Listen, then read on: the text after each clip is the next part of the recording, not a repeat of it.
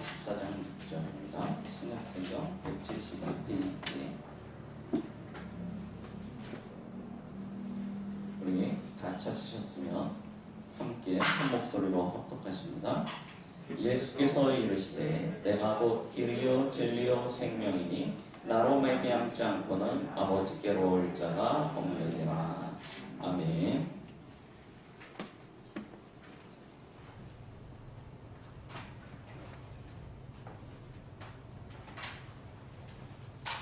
오늘 저희는 요한복음 14장 6절 말씀을 본문으로 하여 구원의 길이란 제목으로 함께 은혜를 나누고자 합니다.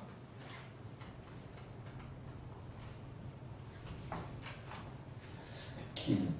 우리는 여정을 걸어가고 있습니다. 우리의 이 여정을 세상 사람들은 나그네 길이라고 이야기하죠. 나그네 인생을 우리는 살아가고 있습니다. 이 땅에 태어나면서부터 죽는 그 순간까지 이 걸어가는 이 길에 우리는 올바른 안내서, 올바른 지침서를 가지고 있다면 굉장히 편하게 살 수 있을 것입니다. 저희가 목요일마다 안산으로 순회 캠프를 가는데요. 처음 안산 순회 캠프를 가는 날이었습니다. 고속도로를 따라가면 되는데 아시는 분은 아시겠지만 중동 쪽을 지나가면 차가 너무 밀려요.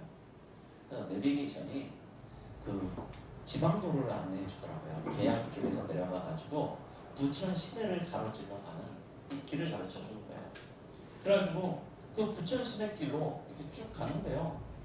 내비게이션이 이렇게 가다가 우회전을 하래요. 우회전했더니 또 바로 좌회전을 해요. 좌회전하니까 또 바로 다시 좌회전을 해요. 좌회전했더니 또 우회전을 해요. 우회전해서 딱 갔더니 어디냐면 한 블럭을 뺑 돌아온 거예요. 그냥 직진으로 쭉 가면 되는 건데 한 블럭을 그냥 도는 거예요. 모르는 길이니까 그냥 내비게이션이 시키는 대로 갔는데 그냥 한 바퀴 돌아서 갔어요. 그냥 알면 쭉 가면 되는 길인데 이걸 돌아가게 만들어요. 우리가 길을 정확히 알면죠, 벗어날 필요가 없습니다. 그래서 알아야 되는 거구나 다시 한번 확인했는데요. 우리의 인생을 이 나그네 길, 이 인생의 여정을 걸어가는 데 있어서요, 우리가 분명한 길을 알고 있다면 우리는 방황하지 아니하게 되겠죠. 안 겪어도 될 어려움과 고난을 겪지 않아도 되겠죠. 근데 우리가 길을 모르고 있다는 것입니다. 그러다 보니까 많은 실수와 어려움들을 한 번만 겪어도 되는데 반복해서 겪어요. 그러니까 인생이 고달퍼지는 것입니다. 오늘 우리는 인생의 분명한 길을 찾기 원합니다. 더군다나요, 우리가 지난주 강단 말씀을 통해서 확인했듯이 왜 인간은 행복이 없습니까? 지난주 강단 말씀 통해서 하시죠. 왜 인간이 행복이 없습니까? 우리는 여기에 대한 답을 강단을 통해서 확인하였습니다. 왜 행복이 없냐? 하나님을 떠났습니다. 죄로 말미암아 찾아온 이 저주와 재앙의 문제이다. 그리고 사단의 문제이다. 우리는 지난주 답을 가졌습니다. 자, 그러면서 저희가 2부 때는 무슨 말씀이 들어왔냐면 복음의 높이, 너비, 길이, 깊이에 관한 이 복음의 풍성함에 대한 말씀을 들었습니다. 복음이 우리는 그냥 예수 그리스도 하면 되는 줄 알았는데 그게 아니고 그 높이가 있고 그 넓이가 넓고 그 길이가 길며 깊이가 어마어마하다는 사실들을 우리는 복음의 풍성함에 대해서 지난주 강단 말씀을 들었습니다. 자, 구원의 길이 무엇입니까? 왜 인간이 행복을 찾지 못하는지, 왜 인간에게 행복이 없는지 거기에 대한 답을 가지는 키입니다. 또한 복음의 높이, 너비, 길이, 깊이 이것을 갖게 되어주는 키입니다.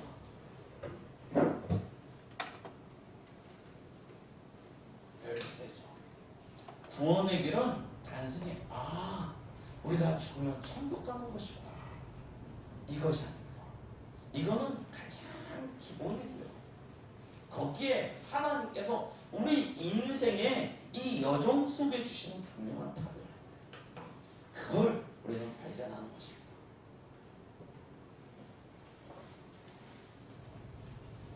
많은 사람들이 지금 답을 찾고 있습니다. 구원을 갈망하고 있습니다. 그런데 세상에서 구원받지 못하고 있는 거예요.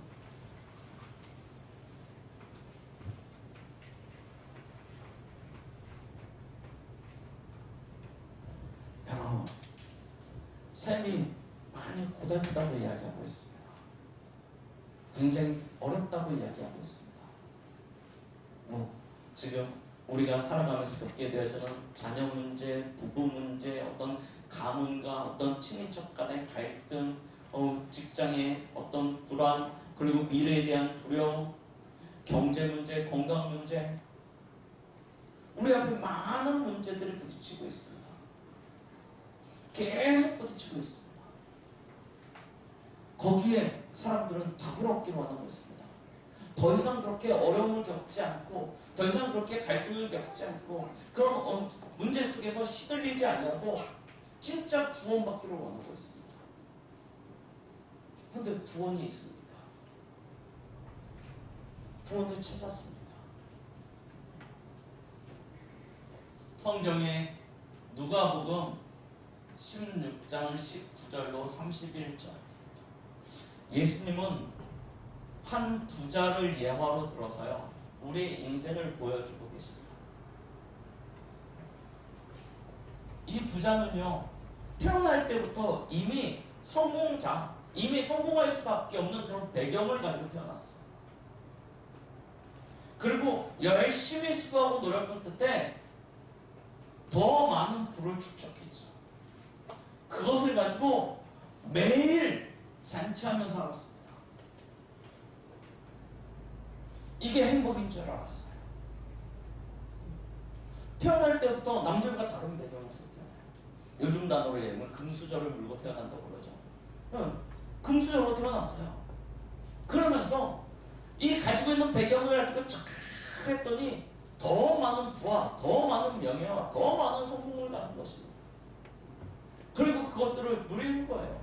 연일 파티 잔치를 해가면서 지인들을 불러다 놓고 먹자, 마시자, 즐기자.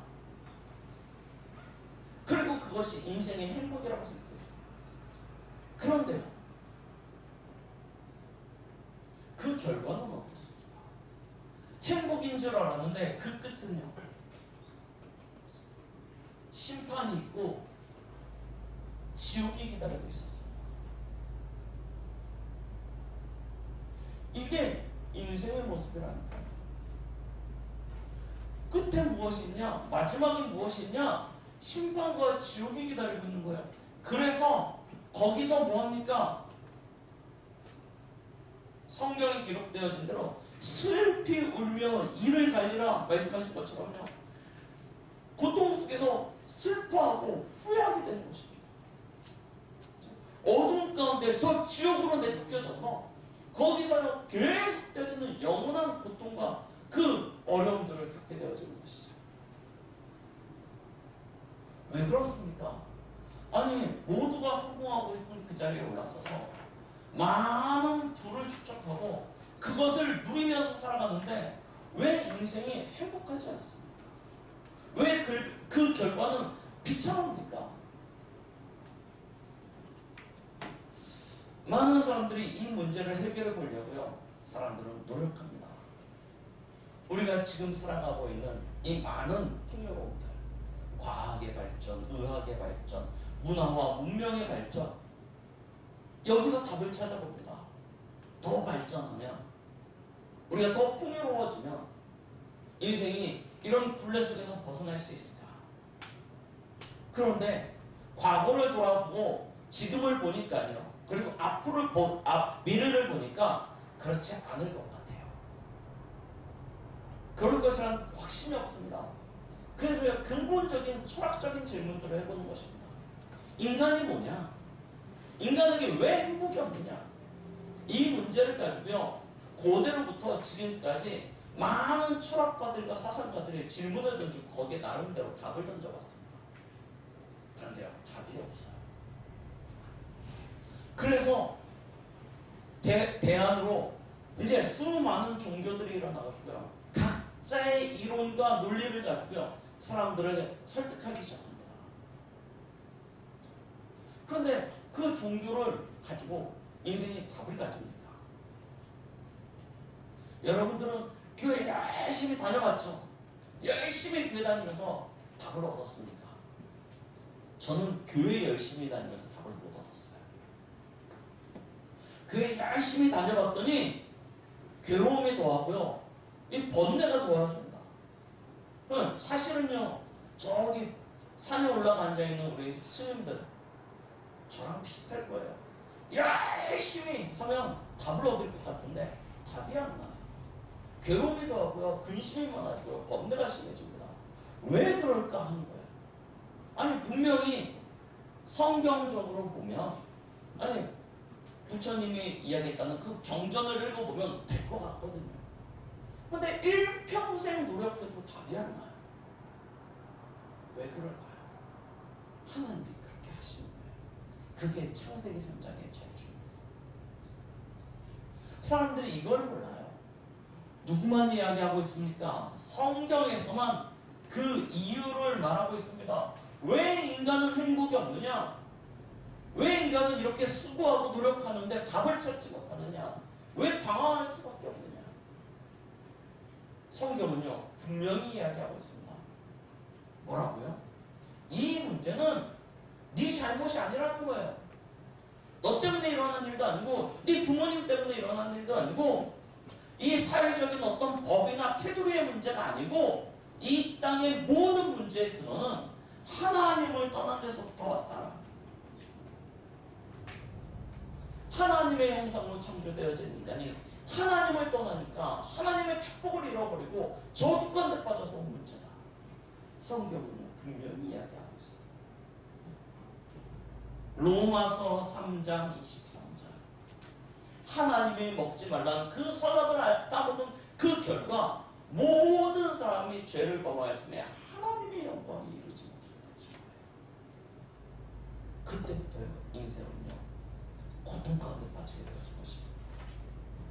거기에 요한복음 8장 44절, 너희 아비 마귀라고 했습니다. 하나님을 떠나면 자유로워질 줄 알았습니다. 하나님이란 테두리를 벗어나면 내 인생이 내 것이 될 줄 알았어요. 그런데요, 마귀에게 속하게 되어진 것입니다. 마귀잖아요. 이때부터요, 사람들은요, 다른 것에 빠지게 되어졌어요. 다른 것에 잡히게 돼요. 그게 무엇입니까? 하나님의 축복을 잃어버리고 저주와 재앙 가운데 마귀에게 잡히니까요, 내 인생이 어떻게 되어집니까? 고달에 빠집니다. 그러니까 나를 지키고 내 미래를 보장해야 되는데, 나를 지키고 내 미래를 보장하기 위해선 몸부림칠 수밖에 없는 거예요. 그래서 종일 종야 수고합니다. 땀 흘립니다. 고생합니다. 그렇게 될 수밖에 없다니까요. 자, 내 거 그렇게 걷어서 수고해서 걷어들인 그 열매는 내 거예요. 누구에게 빼앗길 수 없습니다. 내 몫이에요. 아무에게도 양보해 줄 수 없어요. 그러나 사람들이 어떻게 되어야 됩니까? 개인주의로 흘러갈 수밖에 없는 거죠. 당연합니다. 결국 더 큰 유익을 얻고자 사람들은요, 일평생 수고하기를 아끼지 않게 되어진 거예요. 그런데요, 신기하죠? 나는 나를 보장한다, 나를 위해서 산다 라고 생각하면서 열심히 노력했는데 그 인생이 누구에게 속해 있어요? 마귀에게 속해 있어요. 나는 나를 위하여 라고 했는데 결과는 보니까 누구를 위하여 살아요? 사단을 위하여, 마귀를 위하여 살아요. 나는 내 것이라고 그걸 챙기려고 했는데 결국 누구 것이 되어져요? 사단의 것이 되어져요.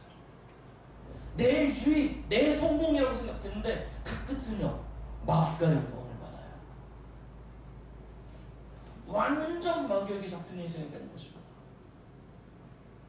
그럼요, 당연하죠. 필연적으로 하는 것입니다. 틀린 것이요. 결국 마귀 영광이라니까요. 사도행전 10장, 13장, 16장, 19장 다 무엇입니까? 사단이 숨기는 모습 똑같다니까요. 마태복음 4장 1절로 11절. 결국 예수님을 저 높은 곳에 데리고 올라가서 온 천하 만국을 보여주면서 내 앞에 무릎을 꿇어요. 나를 경배하라. 그럼 내가 다 너에게 주리라. 마귀의 마지막 목적입니다. 하나님의 영광을 자기가 차지하려고 하는 거예요. 그래서요, 만들어낸 것이 무엇입니까? 무속이고 정술이고 종교고요. 사람들은 그걸 알지 못해서 이 틀린 것에, 하나님 아닌 거짓된 것에 빠지게 되어지는 거죠. 그러니 그 결국은요, 피하지 못해요. 절대적입니다. 망할 수밖에 없는, 맞죠? 운명과 팔자에 잡히는 거예요. 그걸 불신자 상태라고 이야기하지 않습니다. 신분과 소속이 이제 마귀에게 속하였다는 거예요. 그래서 마귀를 섬기니까요, 우상 숭배하니까 당연히 어떤 문제가 오겠습니까? 하나님은 가만히 보시지 않으세요. 출애굽기 20장 4절 5절 말씀처럼 3, 4대 저주와 재앙이 오는 것입니다. 그럼요, 제가 말씀드렸죠.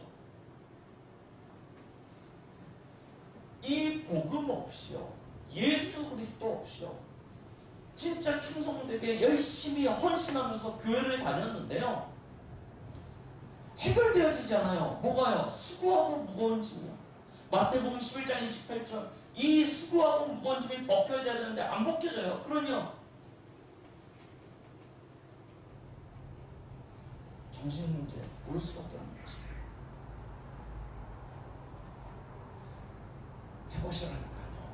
저기 명상운동하는 데 가가지고요, 가만히 자기 마음을 비우기 위해서 무슨 생각을 정리하고 앉아가지고 명상해 보십시오. 그러면 이 짐이 벗겨지니까 잠깐 벗어지는 것 같습니다. 그런데요, 문 열고 나오면 똑같아진다니까요. 산에 올라가가지고요, 템플스테이 가가지고요, 며칠 동안 가만히 아무 생각 없이 해보십시오. 전화도 안 받고 일도 안 하고 가만히 진짜 그 스케일을 따라서 명상해 보시라니까요. 그러면요, 뭔가 치유되어지는 것 같습니다. 그런데요, 돌아오면 똑같아져요. 왜 그렇습니까? 해결 안 되는 문제예요. 정신 문제. 그러니 시간이 쌓이면 쌓일수록 어떻게 되어져요? 찾아옵니다. 죽신 문제예요. 올 수밖에 없죠. 마음이 기쁘지 않은데요, 웃음이 그쳐버리는데요, 그 안에요, 화가 자리 잡게 되어지고요, 그 화는요, 우리에게 온갖 질병을 가져다 주는데요, 아니 뭐 감기 이런 거는 그런 걸 이야기하는 게 아니라 해결할 수 없는 문제에 저주와 재앙이 찾아옵니다. 그것이 무엇입니까? 불치병. 아니, 이유를 알 수 없고 원인을 알 수 없는 저주와 재앙 찾아온다니까요. 생각해 보십시오. 한 남자와 여자가 만나서 서로 사랑을 해서 결혼을 했습니다. 서로 행복하려고 결혼했습니다. 그런데요, 신기하죠. 살면서 할수록요, 갈등이 생기는 거예요. 아니, 평생 함께 행복해지려고 결혼을 했는데 살면서 할수록이라는 게 뭐 오래 살지도 않아요. 한 3일쯤 지나면요, 아니 진짜 갈등 온다니까요. 요즘 우리나라 황혼이혼이라고 하는 문제가 굉장히 심각해지고 있죠. 세계 1위가 되려질 만큼 큰 문제로 좀 수십 배 증가했습니다. 평생 얼마나 많은 이야기를 하고 얼마나 많은 시간을 소통했습니까? 얼마나 많은 것을 함께 했습니까? 그런데 뭐만 커졌어요? 갈등만 커져. 이게 저주하지 않나요? 보십시오. 육신의 문제. 단순히 뭐 아프다, 병들었다 이게 아니라니까요. 하나님마다 안 됩니다. 노력하고 최선을 다했는데 계속 문제 오는 거예요. 왜 그러냐? 보시라니까요. 당연히 올 수밖에 없는, 필연적으로 올 수밖에 없는, 절대적으로 올 수밖에 없는 운명과 팔자에 갇혀버린 것입니다. 그럼 결국 어디 갑니까? 지옥 가는 거 아닙니까? 대세 문제. 이 문제가 후대에게 그대로 전달되어져서 자손 대대의 문제가 되어진다니까요. 가문에 흐르는 영적 문제가 되어져 버립니다. 여기서 사람들이 구원을 받지 못합니다. 아무리 몸매쳐 보십시오. 아무리 애써 보십시오. 빠져나올 수 있는지. 사단이 만들어 놓은 그 함정과 틀과 올매서 사람의 힘으로 빠져나올 수 있는 이가 아무도 없는 것입니다. 그래서 하나님이 우리를 사랑하셔서 하나님의 구원의 길을 우리에게 내어주셨어요.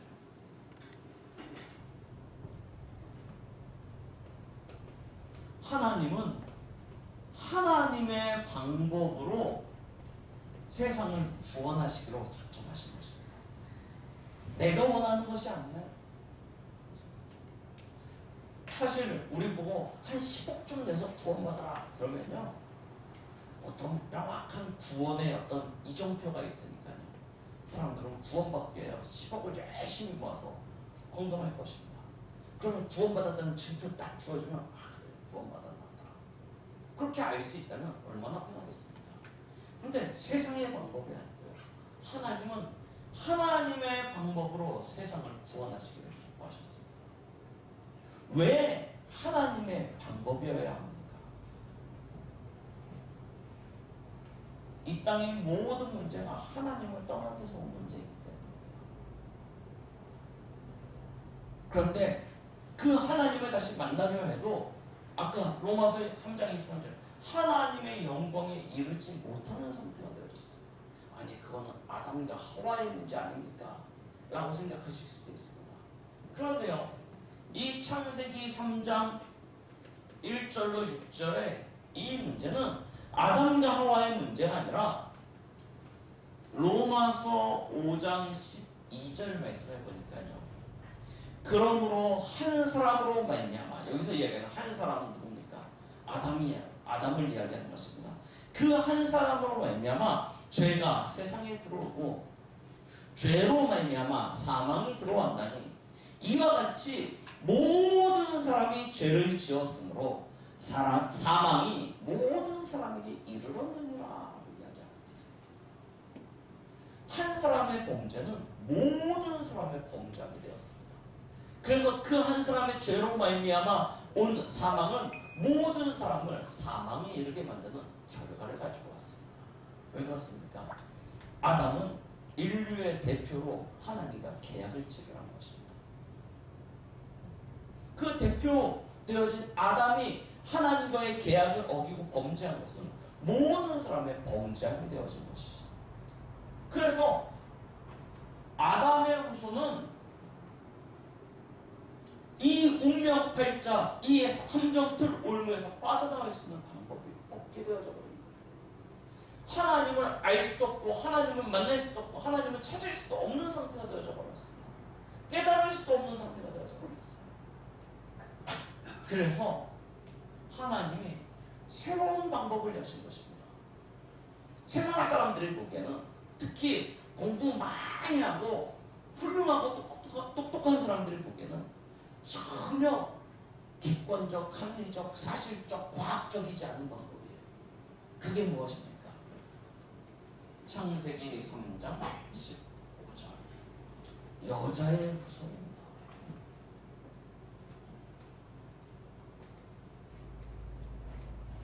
아니 여자의 후손이 무엇이냐? 아니 여자가 애를 낳는다는 것은 이해가 되어집니다. 그런데 이사야 7장 14절에 보니까 뭐라고 이야기하고 있냐면 보라 처녀가 잉태하여 아들을 낳으리니 라고 이야기하고 있습니다. 여기서 이야기하는 처녀는 결혼을 안 한 처녀를 이야기하는 게 아닙니다. 남자를 알지 못하는 처녀를 이야기하는 거예요. 그런데 그 처녀가 아들을 낳을 것이래요. 이게 무슨 얘기입니까?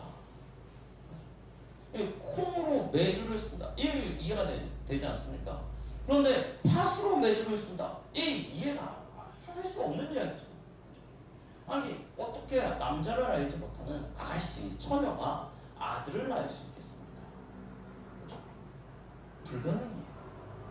근데 하나님이 그 불가능을 가능케 하셔야 되는 이유가 있어요. 왜 그렇습니까? 우리 인간을 구원하시기 위해 아담의 후손은 이 구원의 길을 찾을 수 없기 때문에 하나님이 여자의 후손을 보내셔서 구원의 길을 여시고 계획하신 것입니다. 그래서 구약에 보면은요, 모든 구약의 이야기들은 이 여자의 후손이신 메시아가 오실 것에 대한 예언이죠. 구약 39권은요 전부 다 이 이야기입니다. 메시아가 오실 것이다. 그때를 기다려라. 그를 기다려라. 그 땅으로 가라. 그를 찾으라.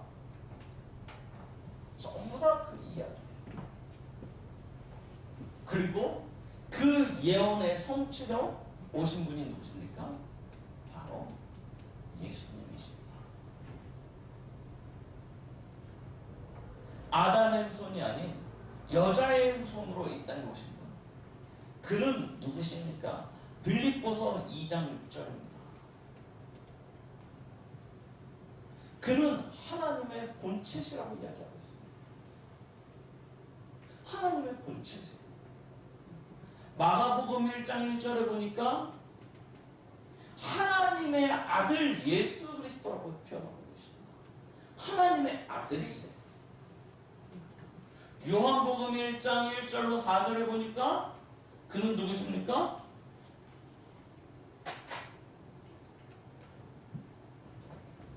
말씀이십니다. 그로 말미암아 세상이 창조되어졌고요. 그 안에 생명과 빛이 있다라고 말씀하고 계십니다. 예수님은 누구십니까? 하나님이십니다. 하나님의 아들 되십니다. 그가 그 안에 생명과 빛으로 계시는데 그가 이 땅에 우리를 위하여 오신 것이죠. 뭐 하시려고요? 마태복음 1장 21절 예수님이 오신 이유를 정확히 설명하고 있죠. 아들을 낳으리니 그 이름을 예수라. 이는 그가 자기 백성을 저희 죄에서 구원할 자이시라 라고 이야기하시죠. 우리의 모든 죄를 사하시기 위하여 예수님이 이 땅에 오신 것입니다. 로마서 5장 1절에는 하나님이 우리와 화목케 하시게 하여 아들 예수를 화목 제물로 내어주셨다라고 표현하고 계십니다.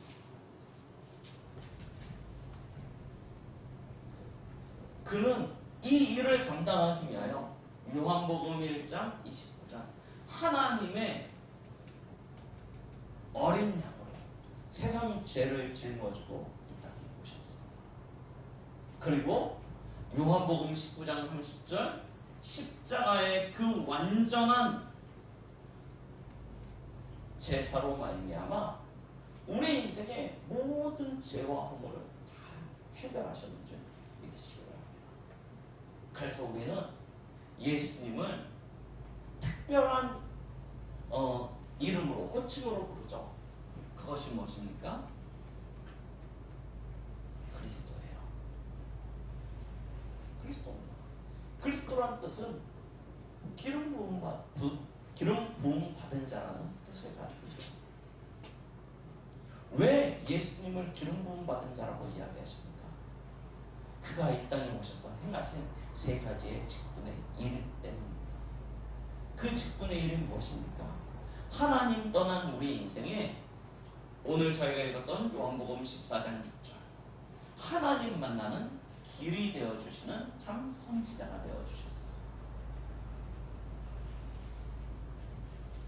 그리고 죄로 말미암아 저주와 재앙 가운데 빠져버린 우리 영혼을 로마서 8장 2절 그 모든 죄와 저주와 사단과 사망으로부터 해방시키신 참 제사장이 되어주셨습니다. 그리고 우리가 전에는 마귀를 아비로 섬기는 자들이었는데 요한일서 3장 8절의 말씀 아들 대신 예수 그리스도께서 이 땅에 오셔서 그 사단의 일을 멸하시고 완전한 승리하시는 왕 대신 이가 되어주셨기 때문입니다. 참 선지자로 하나님 만나는 길이 되어주시고 참 제사장으로 우리를 모든 죄와 저주와 사망에서 해방시키시고 참 왕으로 사단을 꺾으시고 우리로 승리케 하시는 그가 바로 예수님이십니다.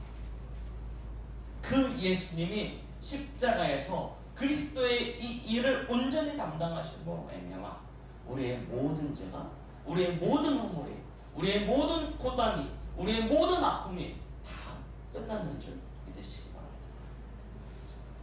예수 그리스도. 그래서요 저희는 이 그리스도를 믿고 영접하는 순간 우리 인생의 과거, 현재, 미래 모든 문제 다 해결되는 줄 믿으시기 바랍니다. 예수님은 분명히 말씀하셨습니다. 십자가에서 죽으실 때 다 이루었다. 이건 예수님이 이 땅에 오셔서 3년 반의 이 공생애를 마치시고 이제 내 시간이 끝났다. 이제 내 할 일 다 했다. 이제 난 간다. 이런 의미가 아닙니다. 단순히 그런 의미로 주신 것이 아니에요. 말씀하신 대로 예수님이 이 땅에 그리스도 오셔서 행하셔야 될 모든 일을 끝내셨다는 것입니다. 그래서 다 이루셨다라고 말씀하고 계세요. 우리가 이 예수 그리스도를 내 마음속에 문을 열고 영접하기만 하면 완전한 해방입니다. 완전한 구원입니다. 단 1%의 0.몇 프로의 모자람도 없는 완전한 구원과 완전한 자유와 완전한 해방을 누릴 수 있게 되는 줄 믿습니다. 어떻게 하면 그를 내 마음속에 주인으로 모십니까? 로마서 10장 9절로 10절입니다. 너희가 마음으로 믿어 의에 입으로 시인하여 구원을 받느니라 말씀하셨습니다. 이 사실을 믿기만 하면 되는 것입니다. 그리스도께서 나의 모든 허물과 죄를 십자가에서 다 담당하시고 죽으시고 부활하셔서 나를 완전히 구원하신 것이구나 라는 사실을 믿으면 돼요. 그리고 그 그리스도를 입으로 고백하는 자마다 하나님의 자녀가 되는 축복을 누리게 되는 것입니다. 그걸 보고 영접이라고 하죠. 영접하는 자 곧 그 이름을 믿는 자들에게는 하나님의 자녀가 되는 권세를 주셨어요. 간단하죠? 하나님의 방법입니다. 사실 아까 제가 예로 들었던 10억을 하나님 앞에 드리면 구원을 받는다. 그러면 저는 진짜 일평생 쇠가 빠지도록 노력을 해도요 구원받을 영광이 없어요. 구원받을 소망이 아무것도 없어요. 그런데요 하나님은 누구나 모두가 다 구원받을 수 있도록 아주 공평한 방법을 주셨습니다. 자격도 따지지 않았어요. 어떤 신분도 따지지 않았어요. 그 고대 사회에 예수 그리스도를 믿기만 하면 저 귀족이나 저 노예나 다 하나님의 자녀가 되는 거예요. 그러니 귀족들이 보기에 어떻겠습니까? 말도 안 되는 얘기예요. 아니 똑같이 하나님 자녀 된다고? 내가 똑같은 신분이 되어야 된다고? 말도 안 되는 얘기죠. 그래서요 많은 핍박이 왔습니다. 우리나라에 처음에 들어왔을 때도요 양반이나 쌍놈이나 다 예수를 그리스도로 믿기만 하면 구원을 받는다고 이야기해요. 그러니 이 4대부 사상에 쪄들어있던 양반들은요, 저런 호로노메 막 이렇게 되는 겁니다. 그런데요, 하나님은 그렇게 구원하지 않으신 거예요. 누구나 다, 모든 족속, 모든 백성들이 다 구원받아야 되니까, 언어도, 어떤 대단한 세상의 지식도, 어떤 경제도 필요 없습니다. 뭐 하면 됩니까? 믿기만 하면 구원받을 수 있는 하나님의 방법을 주셨어요. 얼마나 공평합니까? 이것이 얼마나 큰 은혜입니까? 다 끝내놓고 믿기만 해라. 참 감사하죠. 믿었더니 신분이요, 그날 그 즉시 변화되어져요. 하나님의 자녀. 그 변화가 어느 정도입니까? 로마서 8장 14절로 17절. 우리가 하나님을 아빠 아버지라 부를 수 있게 되어지고요, 그 순간부터 하나님의 유업이을 상속자가 되어졌습니다. 자, 대단하죠? 그냥 신분만 바뀌었다, 이것만 해도 참 감사하지 않습니까? 그런데 하나님의 유업일자가 되어졌어요. 하나님의 상속자가 되어졌어요. 요한복음 5장 24절. 예수 그리스도를 믿는 그 순간 우리에게 이 신분이요, 사망에서 생명으로 옮겨져 버려요. 계시록 3장 5절 말씀이요, 우리의 이름이 하나님 나라의 생명책에 기록되어져 버렸습니다. 생명책에 기록되니만 하나님 나라를 들어가 있다라고 분명히 말씀하고 계시거든요. 예수 그리스도 영접받는 그 순간 우리 이름이 하나님 나라의 호적에 기록되어져 버린 거예요. 우리 성년이 되어지면 호적해가지고 등록하지 않습니까? 완전히 딱 천국 시민권 가지게 되어진 거예요. 그래서 빌립보서 3장 20절, 우리의 시민권이 어디 있다고요? 하늘에 있는 자라. 믿는 그 순간요, 이와 같은 신분의 변화가 우리에게 주어진 것입니다. 자, 그러면서 하나님의 자녀가 되어졌어요. 그러니요, 로마서 8장 31절로 39절. 이제 하나님이 우리를 위하여 일하시지 아니하겠습니까? 우리를 위하여 사랑을 베푸십니다. 이 사랑이 얼마나 크고 대단한지요. 정사나 권세나 칼이나 그 어떤 것도 하나님의 사랑에서 우리를 끊을 자가 없다라고 말씀하고 있어요. 하나님의 완전한 그늘 아래, 하나님의 보호 아래 우리가 들어가게 되어진 것이죠. 그 은혜 가운데 우리는 히브리서 6장입니다. 13절로 18절 말씀이죠. 하나님이 우리에게 맹세하신 그 축복을 받게 되어집니다. 그 맹세가 무엇입니까? 내가 반드시 너를 복주고 복주며 너를 번성케 하고 번성케 하겠다. 사람이 맹세를 할 때 자기의 이름을 가리켜, 아니면 자기보다 더 큰 사람의 이름을 가리켜 맹세하듯이 하나님도 이름을 가리켜 맹세하셨습니다. 그런데 자기보다 더 큰 이가 없으시므로 하나님이 자기를 가리켜 스스로 맹세하셨어요. 내가 반드시 너를 복주고 복주며 번성케 하고 번성케 하겠다. 이야기하고 계세요. 하나님의 자녀가 되는 순간 오는 복입니다. 그래서 우리를 뭐라고 해요? 창세기 12장 1절과 3절. 너는 복이 되리라. 너를 축복하는 자는 내가 축복하고, 너를 저주하는 자는 내가 저주하니 모든 족속이 너로 말미암아 복을 받게 될 것이다. 당연히 따라오게 되어지는 그런 하나님의 축복이죠. 구원을 받았다. 무엇입니까? 사실은 하나님의 모든 것을 가진 자가 되어지는 거예요. 하나님의 자녀, 하나님의 유업의 상속자가 되어지는데 하나님의 모든 것을 가진 자. 그런데 왜 나는 어렵습니까? 온천하 만물을 창조하시고 지금도 하나님의 섭리 가운데서 세상 만물을 움직이시며 이 세상의 주인 되신 하나님, 하나님 안에 모든 것이 다 있다고 하는데 왜 나는 어렵습니까? 왜 나는 힘듭니까? 성경은요, 이야기 안 되십니다. 모든 것이 합력하여 선을 이루게 되어진 것이다. 지금 우리의 고난이 아닙니다. 지금 우리의 어려움이 아닙니다. 하나님이요, 선을 이루고 계시는 거예요. 우리는 나의 시간표를 알지 못합니다. 나의 여정이 언제가 끝이고 어느 때 마무리되어질지 알지 못합니다. 그래서 날마다 눈 앞에 보이는 것만 보죠. 그래서 하나님이 우리를 보고 뭐라고 표현하시냐면 양이라고 이야기하세요. 눈도 어둡고 맨날 고개가 숙여져가지고 이 눈앞에 보이는 요것만 보고 있어요. 맨날 먹을 것만 찾고 그러고 요거 살아갑니다. 고개 숙이고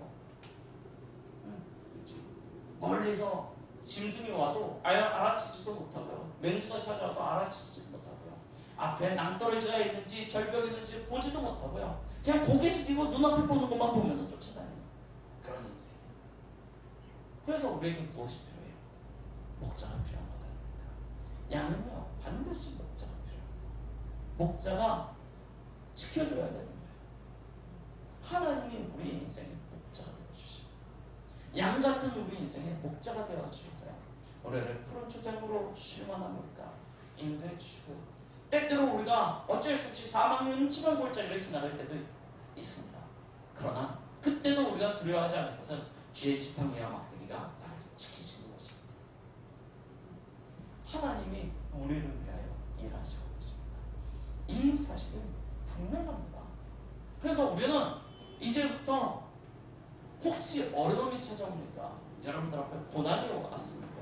어떤 갈등이나 위기나 사건이 일어나고 있습니까? 뭐 하시면 됩니까? 하나님의 자녀의 특권을 사용하세요. 그것이 무엇입니까? 간단해요. 엄마 하면 된다니까요. 아빠 하면 됩니다. 이게 자녀의 특권 아닙니까? 힘들고 어려울 때는 누굴 쫓아갈 수 있냐면 부모님을 쫓아갈 수 있어요. 엄마 아빠 도와줘. 이게 자녀의 특권 아니에요. 그걸 뭐라고 그러냐면 기도라고 해야 됩니다. 되게 간단합니다. 진짜 힘듭니까? 어렵습니까? 자존심 피지 마시고요. 내가 그래도 해봐야지. 할 수 있어. 이양 물고 막 버티지 마시고요. 우리의 위대하신 부모님을 찾아가시라니까요. 하나님이에요. 그리고 하나님 앞에 가는 것이죠. 여러분들의 사정을 다 아십니다.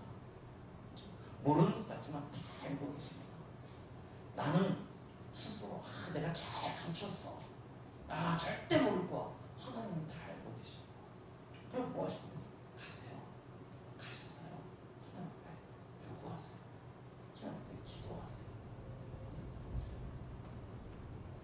요한복음 14장 14절 내 이름으로 구한 것은 내가 다시 해버리라 말씀하셨습니다.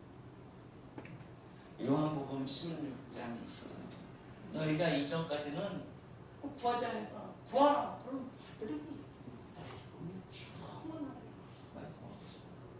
어떻게 구하면 되냐면 내 입을 더 크게 열라 내가 채우리라 말씀하고 계십니다.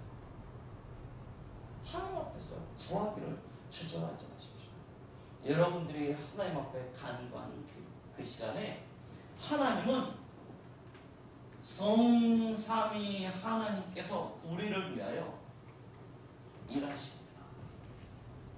그때 하나님의 사역자인 천사들은 우리를 위하여 부지런히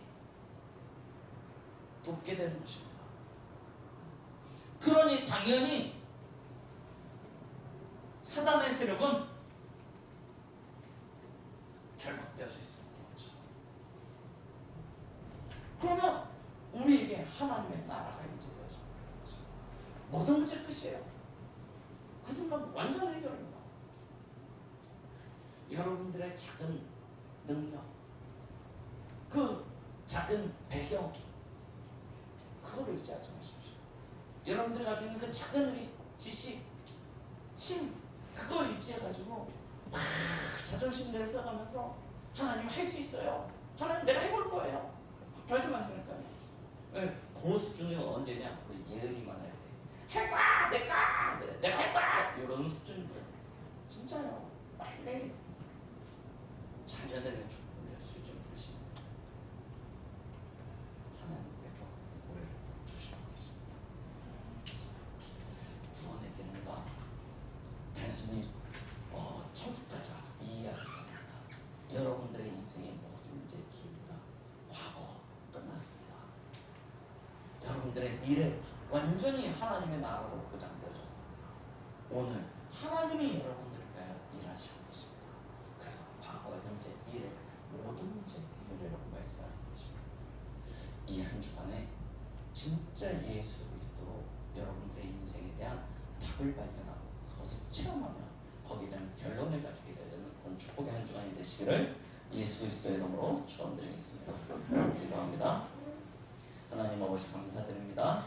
오늘도 우리에게 주신 이 은혜의 말씀을 마음에 담고 현장으로 나아가 우리 모든 성도들에게 구원의 길 대신 예수 그리스도가 내 인생의 모든 문제 해결자이심이 발견되어지고 체험되어지고 누려지는 그런 응답의 한 주간 되도록 축복하여 주시옵소서. 예수 그리스도의 이름으로 기도드렸습니다. 아멘.